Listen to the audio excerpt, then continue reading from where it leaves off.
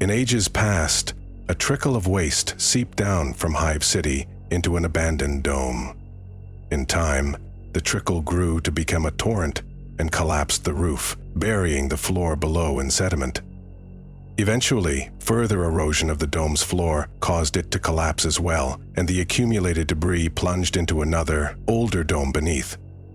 Year after year, the flow of effluent grew, carrying detritus further down and wearing away a whole series of domes. At its height, there were roaring falls of multi-hued effluent that disappeared down a gaping chasm into the deepest levels of the hive. By Donna's day, the flow had dried up, but for a thin trickle of dust cascading from above.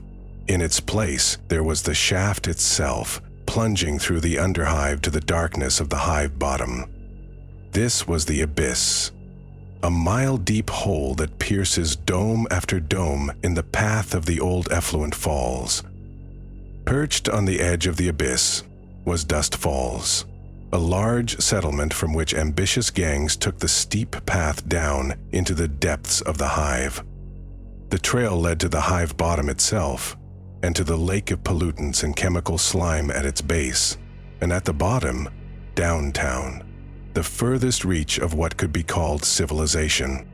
The toxic crush zones of the abyss held great riches for those strong and brave enough to win them. Spider mares, stinger mold, veins of precious alloy, archaeotech, spook, the rare pelts of elusive mutant breeds. They held death too. Death in abundance. Donna watched Dust Falls for a long time before even thinking about making her move. She wanted to know which gangs were in town, whether any Gilder caravans were passing through, whether any redemptionists were haranguing the locals. Anything that might make a difference to her plans. She had hoisted herself into the crumbling upper floors of a half-ruined hab that slouched at the edge of the dome. She had felt no onset of fever from the plague, nor found any injuries caused in the fight with the plague zombies. Still, every twinge or ache seemed like a death spasm when viewed through the lens of a potential onset of plague. She had a pretty good view of Dust Falls, half a kilometer away, with the yawning pit of the abyss seemingly poised to swallow it beyond.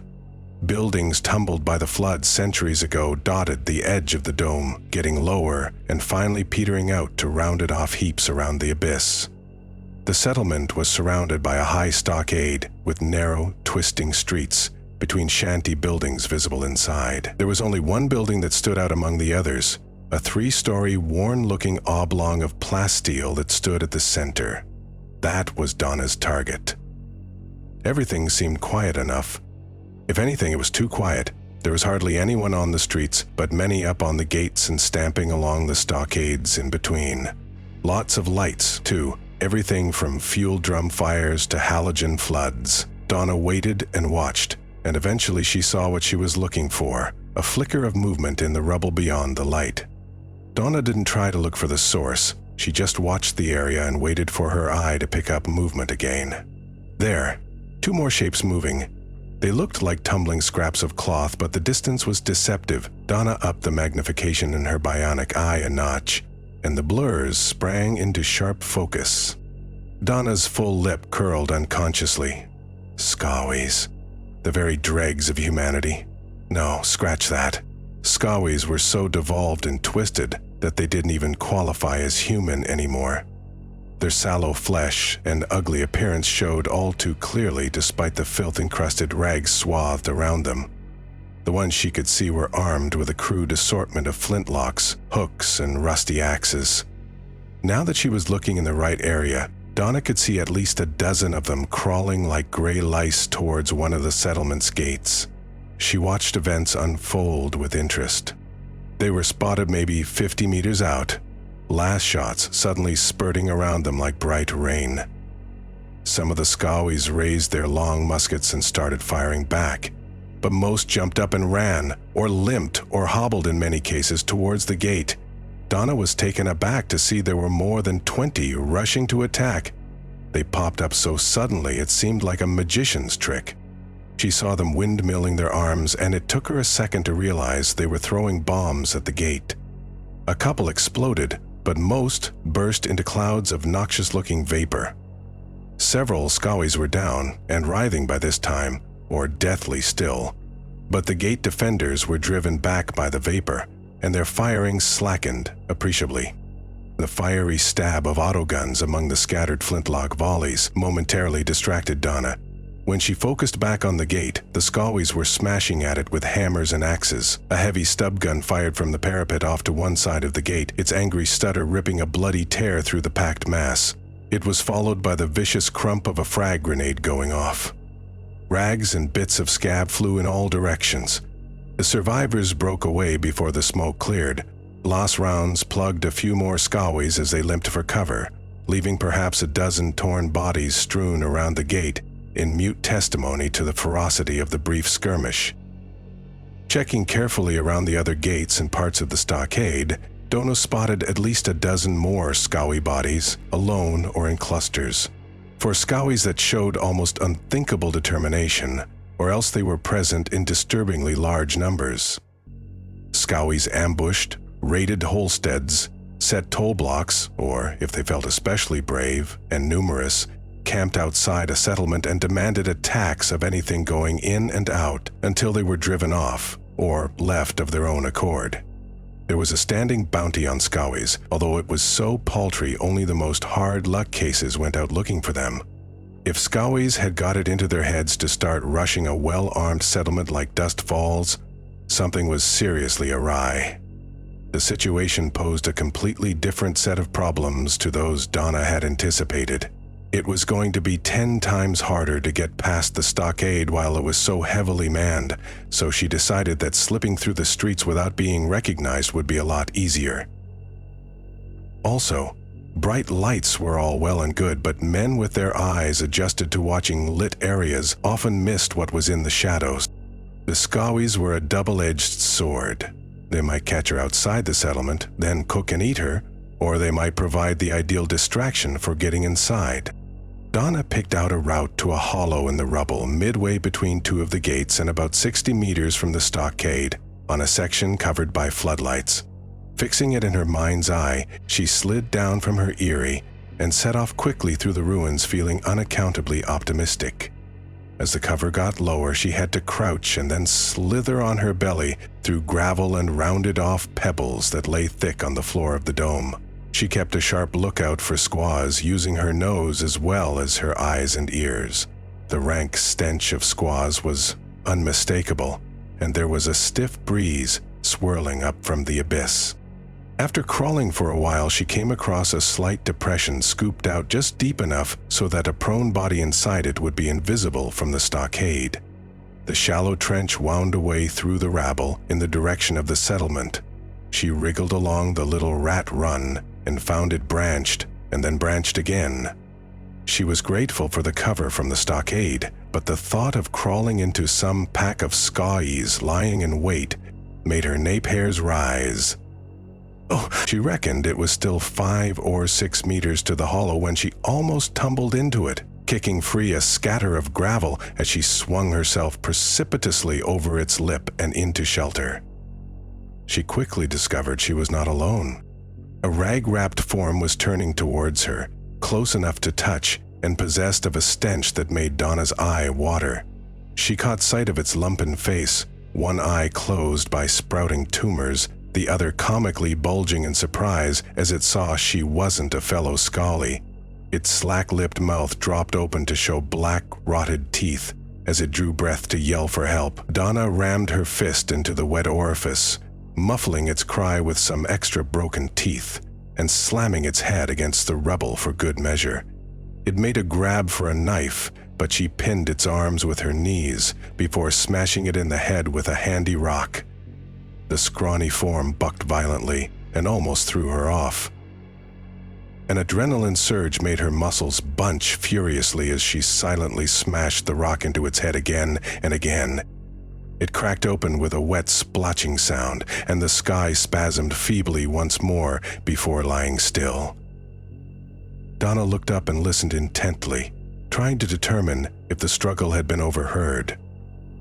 Gravel scraped nearby, something was crawling closer. She rolled the hot, fetid corpse of the Scully on top of her, pulling its rags over the crashed head that was now leaking a slow ooze of blood and brains across her cheek and shoulder. She saw the dim blur of a face poking over the edge of the hollow. "Cher Kipidan stooped," a horse whispered. "You get her." The voice stopped in mid-whine, and Donna heard it snuffle a couple of times, the sound of mucus rattling in its nostrils. "Das blood," it muttered incredulously. She was equally amazed it could smell anything over the foul stench, but apparently it could. She clutched for a throwing blade at her waist, but the dead weight of the corpse impeded her. The Scotty must have seen movement, because it raised itself up at the lip for a better look, and was momentarily silhouetted by the floodlights on the stockade. It was a stockier creature than the last one, and it had a crude but functional-looking auto-pistol clutched in its fist. Donna froze and watched in fascination as a bright little bead of red light suddenly appeared on the Scowy's head. The red bead wobbled there for a moment, steadied. There was a flash, and the head exploded sideways in a crimson spray. A split second later, the hiss-crack sound of a long last shot came from the direction of the stockade. The overly inquisitive mutant throwback dropped as if it had been poleaxe. Donna muttered a little prayer of thanks to her unknown and unknowing guardian. She carefully moved as far as possible down the hollow from the two stinking carcasses and settled to wait, keeping her head down out of respect for the unseen sharpshooter. Donna came alert to the sound of the first shot. How long it had been? An hour, maybe? She had rested and now listened to the rattles and scrapes of the Scowies creeping towards the gates again. It sounded like they were mostly massing to her right, between her and the abyss. Evidently, the sight of a sniper-shot body lying in the open had persuaded the others to try different routes. At any rate, she was undisturbed in her hiding place. Hoarse shouts and more shots sounded out, but she waited until she heard the returning hiss-crack of Law's fire before poking her head up. Same story, different angle. A horde of the stupider, lesser-armed Scowies charged at the gate to draw fire, while the smarter ones hung back and sniped. Now, Donna had to work fast. She turned her attention to the floodlights nearest her on the stockade and shot out a couple rounds before ducking back down. She crawled along a little from the spot where she'd fired, and then scrambled over the lip into a half-crouch. All attention was on the gate, and shots buzzed angrily back and forth, punctuated by screams.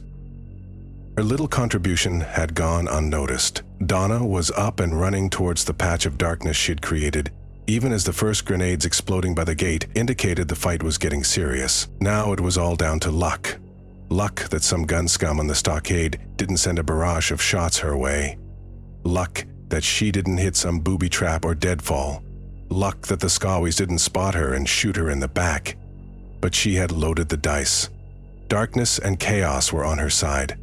Even if anyone saw her, she was just one running figure. A waste of ammo when there was a firefight going on. Her bionics thermal vision didn't pick out any tripwires or pressure plates, but then she saw a trench at the base of the stockade at the last second. Wireweed confined inside it thrashed ineffectually as she leapt across. She caught a support girder and flipped an effortless somersault onto the rampart above. She didn't register anyone close by, but she didn't stop to look. Mad Donna's boot heels had barely rang on the grill of the walkway before she darted off into Dust Falls. Dust Falls was usually one of the liveliest settlements in the Underhive, full of the very best readying themselves for a trip into the abyss, and survivors who have come back to celebrate the success and newfound wealth. Not many came back at all, of course, but that made the plaudits all the louder for those who did. Everyone loved a winner. Now the streets were quiet. Throughout the jigsaw puzzle of sheet-built huts and plastic shelters that made up Dust Falls, doorways were shuttered and window meshes were down. Stray chinks of light showed here and there, but otherwise, the only illumination was from the stockade, the lurid lanterns of a couple of slop shops, and the cold, bright floods surrounding the Dust Falls Administratia. Calling it a civic office was a bit grandiose. In truth, it was an old bulk shipping container that had been swept down from frick knows where during the floods, but with some floors welded into it and some doors and windows cut in the sides with a generator installed, it was a veritable mansion by Underhive standards. It served as city hall, courthouse, jail, armory, safe storage, and citadel for all that passed as authority at the top of the abyss. Normally, the area around the old container would be thick with buyers, beggars, traders, hawkers, and gawkers, but the Scully problem had pushed them all indoors. There were a couple of bored-looking guards on a gantry around the second story, and that was it. Donna waited until they had paced out of sight before gliding over to a little-used hatchway in one corner. The hatch was one of the originals and gave access to an internal crawlspace intended for checking cargo distribution levels inside the container. A single-minded machine spirit still faithfully kept the hatch sealed. The one purpose in its long half-life was to deny access to anyone who didn't input the right clearance code. What few in the Underhive would appreciate was that once, before its long plunge below, the container had belonged to House Orlok. House Orlok was famed for many things in Hive Primus. Primarily, it was known as the House of Iron, whose miners supplied much of the other houses' ferrous metal requirements. Only slightly less well-known was their bold and aggressive seizure of the fantastically lucrative Ulanti contract from House Delac, an action which started a bitter vendetta between the two houses that raged on to this day. Donna removed her glove and pressed her thumb against the reader. Scanning for a gene print, the machine spirit correctly matched it against one of the many potential overrides to its encryption protocols. It was an Ulanti privilege. An icon flashed green, and the hatch obligingly popped open. If it had been given a voice, the machine spirit would have simpered. With a cynical chuckle on her full lips, Donna slipped inside. Inside, the container's remodeling had turned the crawlspace into a narrow stair running up all 3 levels. The internal volume of the container was blocked off with walls, floors, and ceilings of a variety of materials. Many areas were simple cages to cut down on their weight. Others were more substantial, office-like blocks of flakboard and cement. As she crept up the stairway, Donna could see shadows moving and caught snatches of conversations that indicated a number of people were around and involved in eating, sleeping, tending the injured, or repairing weapons. She stopped bothering to sneak. It was only going to make her stand out more. She walked blithely into the second-story entry of an ugly-looking block with bars on the windows, acting as if she had every right to be there. Once inside, she traveled down a short corridor with 2 doors off it before coming to a stairwell at the end. She tried the door on the left and found it open. Slipping inside, she found a darkened office with worn furniture covered in teetering piles of parchment. A brass-framed baseline cogitator burbled quietly in one corner, its bone keys ticking out a slow rhythm. Hearing footsteps coming up the stairs and voices in the corridor, Donna stepped smartly behind the door as they stopped outside. Yes, and the fact remains that there's nothing that can be done while we're besieged, warrant or not. She's not going to show up here anyway. This in a tired-sounding baritone. You can at least post warrant flyers, Hanno. As chief watchman, I'd have thought that was your job, a sneering whisper replied. The first voice turned cold. I'll not dance to your tune, Bach. I've got bigger fish to fry, as you well know. If you want some help, go down to the slop shops. There's plenty enough gun scum there, too precious of their hides, to risk them on the rampart. Go form a purge if you want. You can start right outside the gate. Shally will hear of this. We'll tell him he can come right down and we'll discuss it man to man if you like. No? Then you better get going. I'd offer you a drink, but I don't really like you, so get lost. Footsteps retreated. The door opened and a man came in, dropping a heavy-framed pump shotgun on the desk. He rubbed a hand over close-shaved gray hair and massaged his thickly muscled neck before reaching for a bottle on the desk. The hand had a blocky, black Aquila tattoo on the back of it, and a number. Same old sins, Hanno? I'm disappointed in you, Donna said in her most seductive tones. Hanno dropped the bottle and half-whirled around, grabbed for the bottle in mid-air, caught it, juggled it, and finally caught it again after slopping some. He glared at her. Damn it, harlot, you almost cost me the last liquor this side of Slagtown. Mad Donna laughed out loud for the first time in days. I need your help. And it sounds like Kale has rather nicely just filled you in on the details of why. His hand was on the butt of his well-oiled bolt pistol. You've got some nerve coming here. Hanno sounded angry. It's my sworn duty to protect Dust Falls from people like you and Bach. Outlaws, bounty hunters, and anyone else who thinks they can shoot the place up or settle a score here and breach the peace. Well, not on my watch. A bolt pistol was great for a firefight, but was a liability in a fast draw where its heavy magazine made it difficult to pull cleanly in a hurry. Really slick operators learned to overcome this by hip firing, simply angling the pistol in its holster to let off a first round before drawing the gun. You could spot practitioners by the way they strapped their gun high on the hip with an open-owned holster. Well, practitioners and posers anyway. Hanu strapped his bolt pistol high on the hip, and he wasn't a poser. Anna, if you point that hand cannon at me, I'll have to take it off you. You know you wouldn't like that. Donna shifted slightly, and there was an almost palpable aura of menace in the movement. Hanno froze and then relaxed his grip slightly. I can't have you running around in Dust Falls right now, he said, his voice calming to stern disapproval. Not now. Yes, I met the new neighbors on the way in. I can't say I like them much. If you were sneaking around on your own out there, you're lucky to be alive. So far, we've had to listen to them skinning and cooking 4 men who thought they were savvy enough to sneak out. Hanno shook his head and took a pull at the amasec. Some people are born stupid, and they die stupid. I can look after myself. Hanno put the bottle down, realizing it gave away the fact that his hands were shaking. He asked her bluntly, "What will it take to get you out of here? You know that by rights, I have to report your presence to the bounty hunters, unless you're prepared to kill me to keep quiet. Don't think I haven't considered it, especially because I heard you talking to Kelback. When the hell did that bastard show up anyway? I nearly broke a nail myself getting here this fast. Just over 2 shifts ago, he came in with a couple of rat-skin scouts. The word is they set out from Glory Hole with 2 pack slaves as well, but they didn't make it through. Knowing Kel, he probably sold them to the Scullies. They didn't try to stop him getting in. They let any extra warm bodies in. Got more mouths to feed, see? They just don't let anybody out." He looked at Donna, seeing her as if for the first time.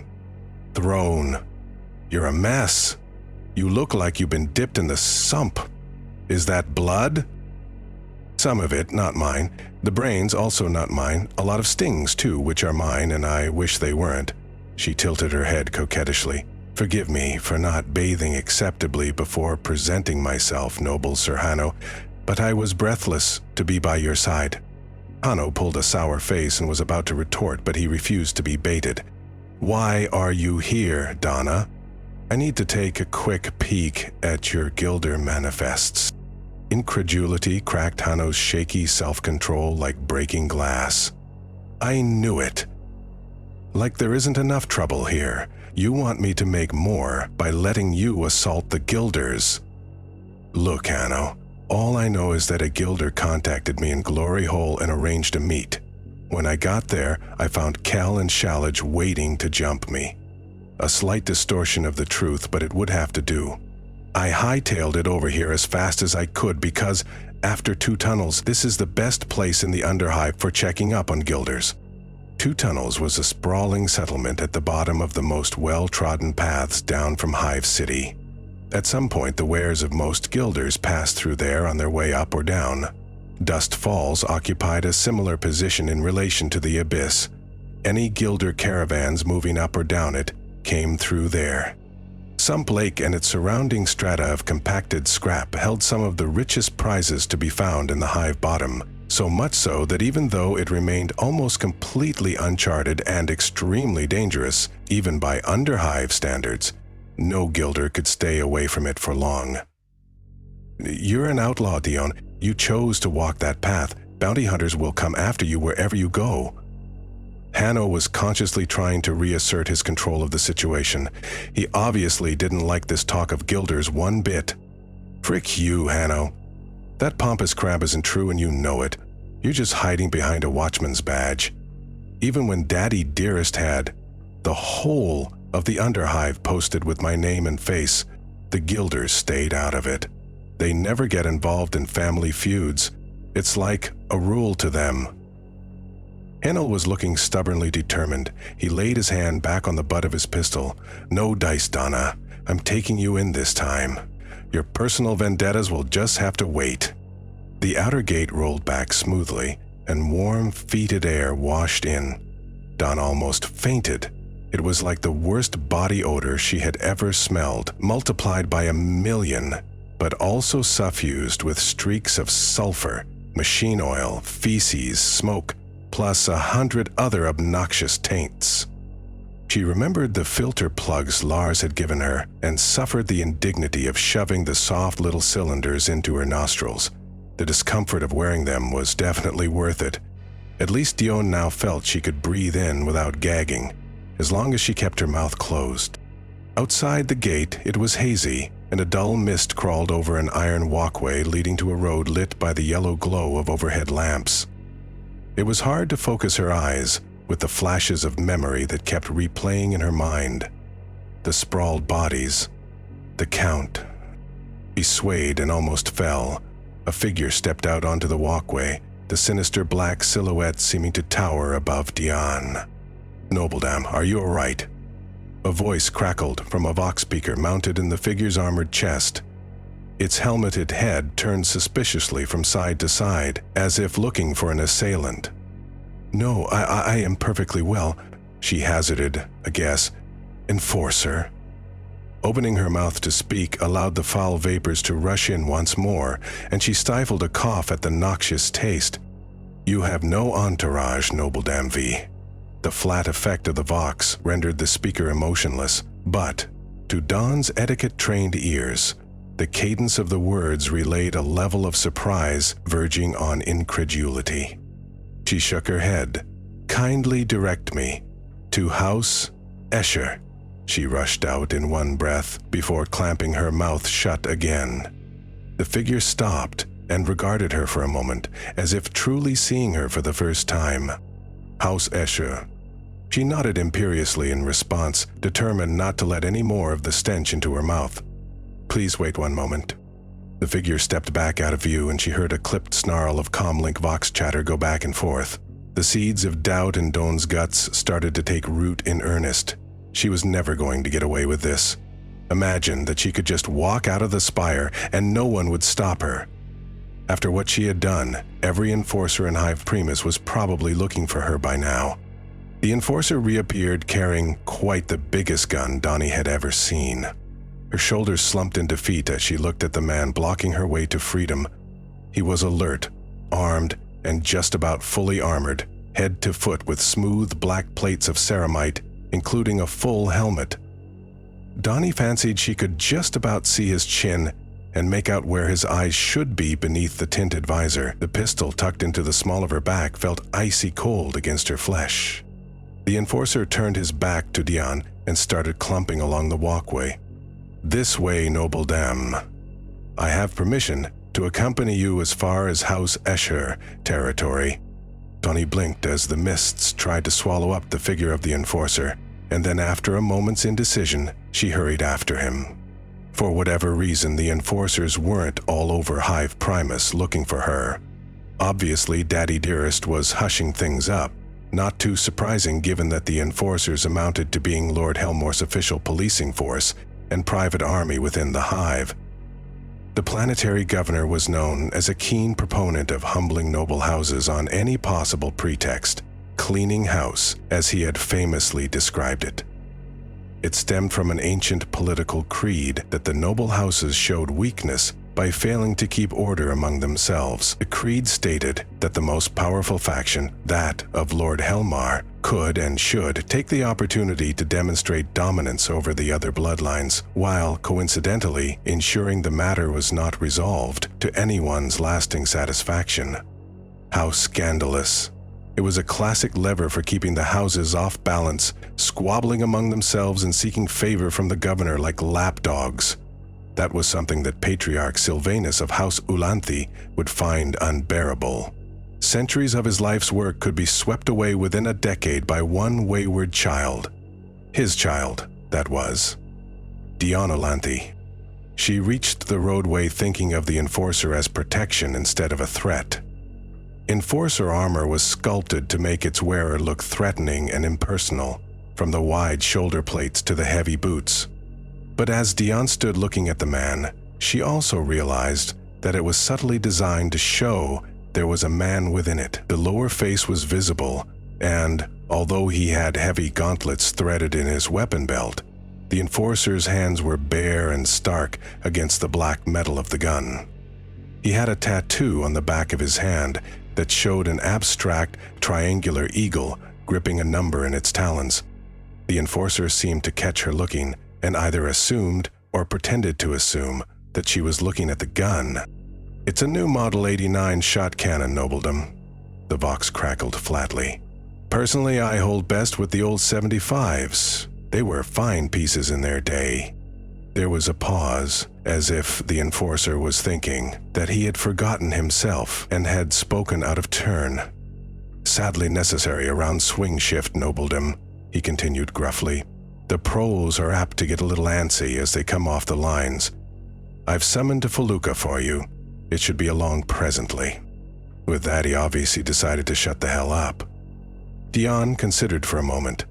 He must be burning with curiosity as to why a noble woman, a mere girl really, would be going into Hive City alone. Such things were almost unprecedented. But he was constrained by the laws of obeisance, not to inquire after a noble's affairs without due cause and empowerment. He was probably sticking with her to spy for Helmauer, but had a quite legitimate claim to be protecting her in Hive City, which was perfectly within his jurisprudence. Donna decided to use the arrival of the transportation vehicle, she presumed that was what a felucca was, as the opportunity to politely but firmly send the Enforcer back to his post. Then they would see whether the man in the big armor had the balls to argue with the noble, no matter how young she looked. She decided to start laying groundwork now to better assert her dominance later. "What's your name?" she managed. "Enforcer Hano, nobledom." Ah, that was interesting. He didn't just reply Hano, he reasserted his office at the same time, as well as acknowledging and downplaying hers. It left the none too subtle implication in her shapely ears that no one, not even nobility, was above the law. She smiled inwardly as she imagined him practicing saying it in front of a mirror every morning. "Enforcer Hano, noble sir." "Enforcer Hano, nobledom." "Enforcer Hano, citizen." "Enforcer Anho." Scum. He certainly had the timbre just right to communicate the full force of the law at his command. Still, she knew his name now, and he didn't know hers, and she knew he was clever. Oh, and she knew he was vain.